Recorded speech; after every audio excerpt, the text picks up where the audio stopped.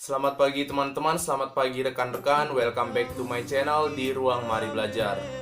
Pagi hari ini seperti biasa saya akan memberikan sebuah materi yang sangat perlu, terkhusus buat teman-teman yang belum monetisasi. Karena apa? Pagi ini saya akan membahas hal-hal apa saja yang ditinjau oleh YouTube pada saat proses pengajuan monetisasi. Jadi jangan sampai di skip, silahkan disimak setiap penjelasan yang saya berikan, karena penjelasan yang saya berikan sangat berguna supaya teman-teman bisa lulus monetisasi. Jadi langsung saja kita ke videonya.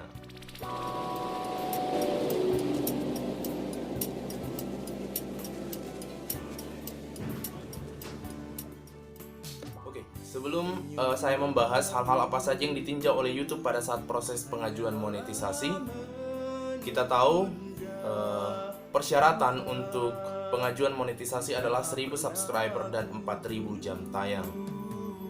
1000 subscriber dan 4000 jam tayang bukan hal yang sedikit, bukan hal yang kecil, itu suatu hal yang sangat besar. Artinya, dengan persyaratan yang sangat besar yang diajukan oleh YouTube, yang dibuat oleh YouTube, prediksi dari YouTube kita sudah memiliki konten yang cukup banyak. Jadi dengan hal tersebut kita dituntut untuk rajin-rajin berkonten. Jangan berkonten cuma 1 dan 2 kemudian dibiarkan selama berbulan-bulan tidak buat konten baru dan selalu mengejar jam tayang. Mungkin dengan 1 atau 2 video dengan durasi yang panjang Anda bisa mencapai 4000 jam tayangnya dan 1000 subscriber dalam waktu 1, 2, 3 sampai 4 bulan. Tetapi apakah bisa lulus monetisasi?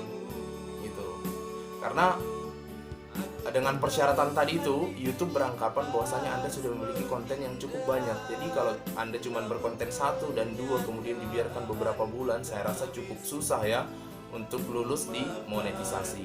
Beda halnya dengan orang-orang besar seperti artis yang cuma buat 1-2 konten langsung meledak, mencapai jumlah subscriber dan jam tayang, langsung pengajuan proses monetisasi, ya bisa saja lulus gitu.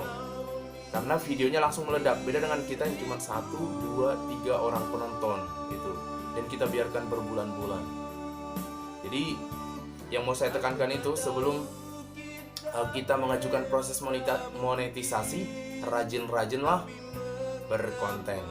Buat konten sebanyak mungkin gitu.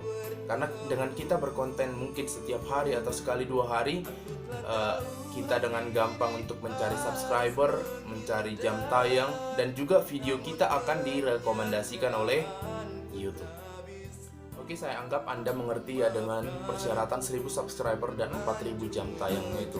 Jadi kita langsung saja masuk ke hal-hal apa saja yang ditinjau oleh YouTube pada saat proses pengajuan monetisasi. Yang pertama,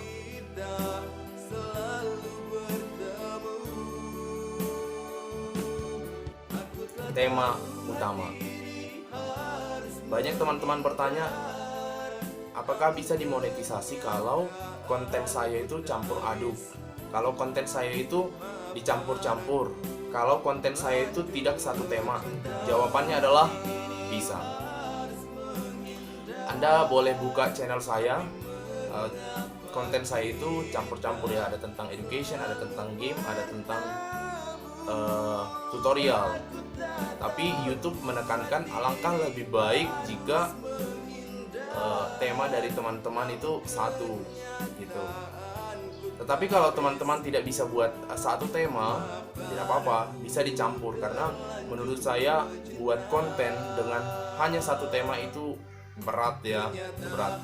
Jadi teman-teman boleh campur adukan konten di dalam channel Anda, tapi harus tetap ada satu tema yang diunggulkan gitu. Itu maksudnya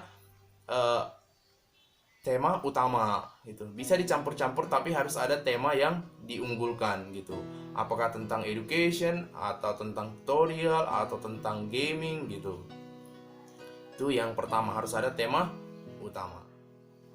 Yang kedua adalah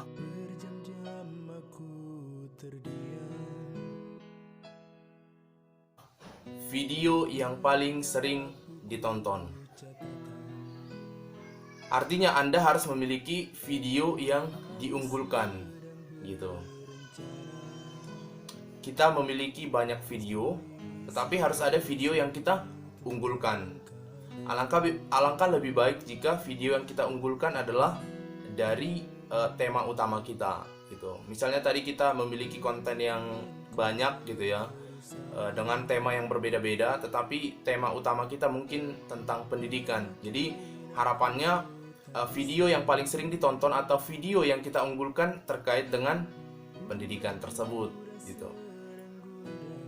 Itu yang kedua, video yang paling sering ditonton. Kemudian yang ketiga adalah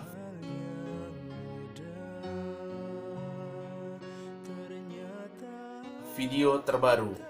Jadi YouTube akan memonitor perkembangan dari video terbaru kita gitu. Misalnya kita ngupload video, nah setelah beberapa menit atau setelah beberapa jam bagaimana perkembangan dari video yang kita upload, baik dari viewsnya, viewernya, baik juga dari subscribernya gitu. Apakah video kita diabaikan oleh subscriber kita atau ditonton gitu, atau sekilas dibuka gitu. Harapannya sih kalau kita ngupload video ya sekilas dibuka sama subscriber kita juga, itu sudah cukup ya, memuaskan ya. Kemudian yang keempat adalah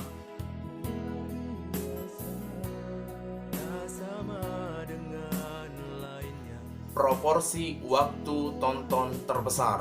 Proporsi waktu tonton terbesar. Maksudnya apa?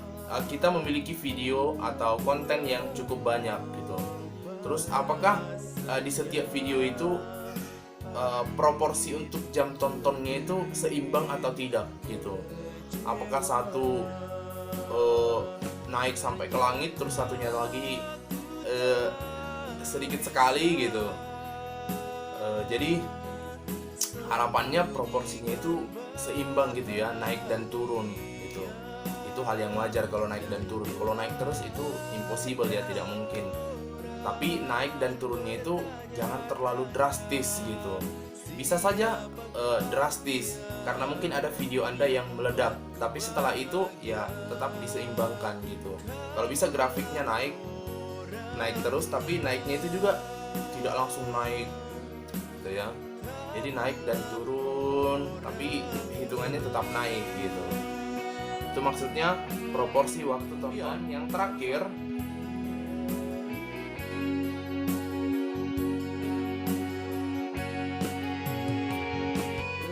metadata video. Metadata video artinya apa? Judul, thumbnail, dan deskripsi. Itu juga sangat diperhatikan oleh YouTube. Beberapa teman-teman YouTuber pemula pernah cerita kenapa mereka ditolak monetisasi karena satu, thumbnail tidak sesuai dengan isi video. Mungkin thumbnailnya terlalu high ya, terlalu mengiming-imingkan. Ternyata pada saat ditonton itu tidak sesuai dengan thumbnail yang mereka buat gitu. Jadi thumbnail juga diperhatikan oleh YouTube gitu. Bagaimana nilai dari thumbnail gitu.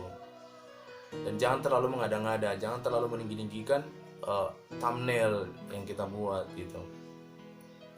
Kemudian judul video, ya harapannya judulnya itu simple tapi mencakup isi video.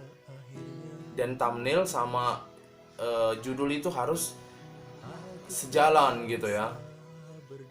Dan yang terakhir, deskripsi. Thumbnail, judul video, dan deskripsi itu harus seirama. Jangan di thumbnail A, di judul B, di deskripsi C tidak nyambung gitu. Jadi itu harus nyambung semua gitu ya. Jadi itu hal-hal yang perlu atau hal-hal yang diperhatikan oleh YouTube pada saat proses pengajuan monetisasi. Yang pertama tadi apa? Tema utama. Kemudian yang kedua, video yang paling sering ditonton. Yang ketiga, video terbaru, bagaimana perkembangannya. Kemudian yang keempat adalah proporsi waktu tonton terbesar. Dan yang kelima, metadata video. Saya rasa cukup sekian penjelasan saya untuk pagi ini. Semoga bermanfaat. And I think that's all our video, our information, our tutorial for today. And if you like this video, please like, comment, subscribe, and share our YouTube channel. See you in the next video, see you in the next tutorial, and have a good day.